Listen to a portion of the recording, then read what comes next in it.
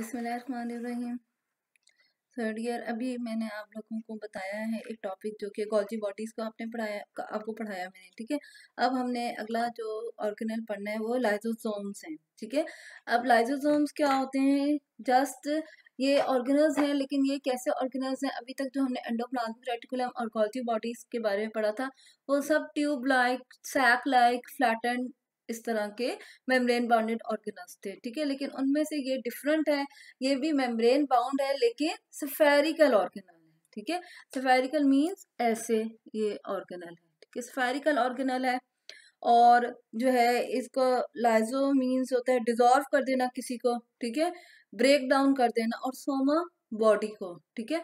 तो ये ऐसा ऑर्गेनल उन्होंने जब उसको फर्स्ट टाइम ऑब्जर्व किया था सेल के अंदर, तो वो क्या कर रहा था कि कुछ जो बॉडीज थी सेल के अंदर उनको वो डिसॉल्व कर देता था, ठीक है। इस वजह से उसका नाम उन्होंने लाइजोसोम रख दिया, ठीक है। अब हम उसको आगे पढ़ेंगे, इसका लाइजोसोम का फंक्शन कि वो कैसे किस चीज को डिसॉल्व कर देता है, ठीक है। अब इसके अंदर इसकी स्पेशलिटी क्या है कि अंदर इसके कुछ एंजाइम्स होते हैं स्पेशल किस्म के, ठीक है। अब वो एंजाइम कौन सी क्लास की, कौन कैटेगरी से ताल्लुक रखते हैं? जो सर एज एसिड हाइड्रोलेजेस होते हैं, ठीक है, जैसे हाइड्रोजन परऑक्साइड वगैरह, उनके जो मेन एंजाइम्स है ना, उनके अंदर जो खास उनकी बात है कि वो एसिड हाइड्रोलेज हैं, ठीक है। यानी कि वो करते हैं, उसको डाइजेस्ट करते हैं, लेकिन किस तरह कि उसका हाइड्रोलिसिस करके, ठीक है।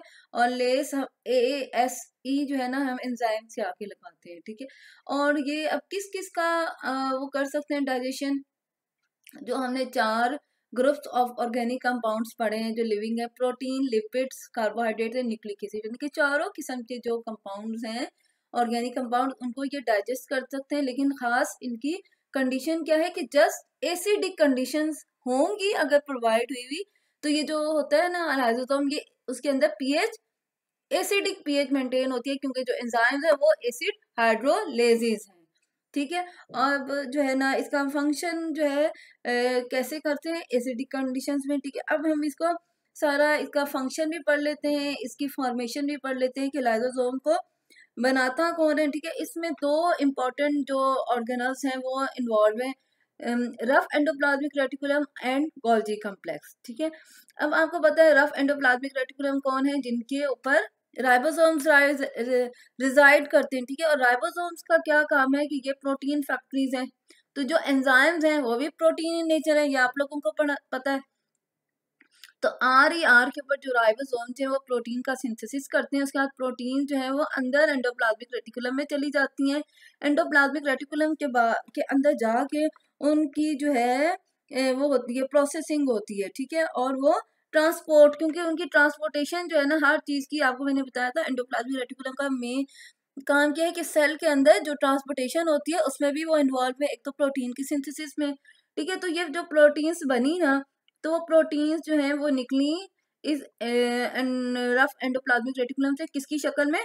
ट्रांसफर वैक्यूल की शक्ल में, ठीक है। उसके बाद ये यहाँ से जो है ना RER से जो प्रोटीन्स आ रही हैं यहाँ कहाँ आके फ्यूज होगी? गोल्जी कॉम्प्लेक्स में। ये इनका सारा रास्ता है, ठीक है। गोल्जी कॉम्प्लेक्स में जब आ जाती हैं तो फिर ये जो प्रोटीन्स होती हैं इनकी यहाँ पे पैकेजिंग हो जाती है, ठीक है। और ये फिर गोल्जी ऑपरेटर से सिक्रीट होती हैं in the form of lysosome, ठीक है। लाइजोसोम की शक्ल में ये सिक्रीट होगी। अब ये क्या है? लाइजोसोम्स हैं जो कि जस्ट वेसिकल्स हैं और जिनके अंदर एसिड हाइड्रोलेसिस एंजाइम है, ठीक है। अब ये सेल के अंदर 2 तरह से फंक्शन करते हैं, ठीक है। नंबर 1 ये है कि अगर कोई ऑर्गेनल जो है ओल्ड ऑर्गेनल है या वॉर्न आउट ऑर्गेनल है, यानी कि जो पुराना हो गया या जिसने खत्म हो जाना है, उसको जो है ना ये डाइजेस्ट कर देते हैं अपने ही साइटोप्लाज्म को या ऑर्गेनल को जो कि वॉर्न आउट हो चुका है, यानी कि जो उसका टाइम खत्म हो चुका है या डैमेज ऑर्गेनल है, ठीक है। ये फर्स्ट जो इसका काम है कि ये अपने ही किसी ऑर्गेनल को जो कि वॉर्न आउट हो चुका है, पुराना हो चुका है, उसको डाइजेस्ट करेगा, उसको उसने एंगल्फ कर लिया पहले, ठीक है, यहाँ पर।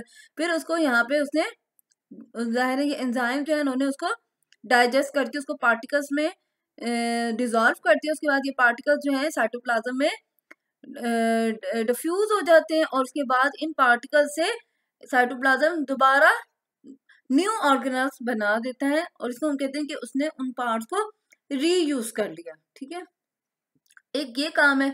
दूसरा लाइसोसोम का क्या काम है कि जब लाइसोसोम बन जाते हैं तो जैसे हमने पढ़ा था कि फेगोसाइटोसिस का अमल होता है, ये फूड पार्टिकल है, ये एंटर हुआ पहले फेगोसाइटोसिस के थ्रू, ठीक है, और उसके बाद जब फेगोसाइटोसिस से अंदर आ जाते हैं तो ये फूड वैक्यूल बन जाते हैं, यानी कि इस फूड के गिर्द एक एम्प्टी जो है मेम्ब्रेन बन गई है। वैक्यूल क्या होता है? जस्ट एक एंटी वेसिकल्स को वैक्यूल कहते हैं। तो फूड पार्टिकल के गिर्द एक मेम्ब्रेन बन जाती है तो उसको फूड वैक्यूल कहलाते हैं। ठीक है, वो आगे मूव करता है, और इसी तरह एक और लाइसोसोम जो है वो बडीड ऑफ होता है गोल्जी अपरेटस से। ठीक है, और वो लाइसोसोम और फूड पार्टिकल जब मर्ज हो जाते हैं तो क्या बन जाता है? Phagocytic lysosome. ठीक है, अब ये क्या कहलाता है? ये जो है ये फेगोसाइटिक लाइसोसोम कहलाता है।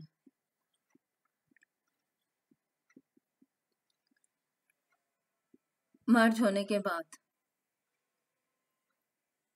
ठीक है, और अब क्या होगा कि जाहिर है ये एंजाइम्स है इसके अंदर, और वो एसिड हाइड्रोलाइसिस है। अब चाहे ये प्रोटीन है, चाहे ये कार्बोहाइड्रेट है, चाहे ये लिपिड है या न्यूक्लिक एसिड है, जो भी है, उन सब की ये इसने डाइजेशन कर दी, और डाइजेशन के बाद जो मटेरियल है वो किधर जो है, अगर तो न्यूट्रिएंट्स हैं, ठीक है, वो साइटोप्लाज्म को भी जरूरत है, वो इसके अंदर जो है डिफ्यूज हो जाएंगे, और अगर कुछ वेस्ट प्रोडक्ट है तो वो एक्सोसाइटोसिस के थ्रू बाहर निकल जाते हैं। ये हो गया लाइसोसोम का फंक्शन।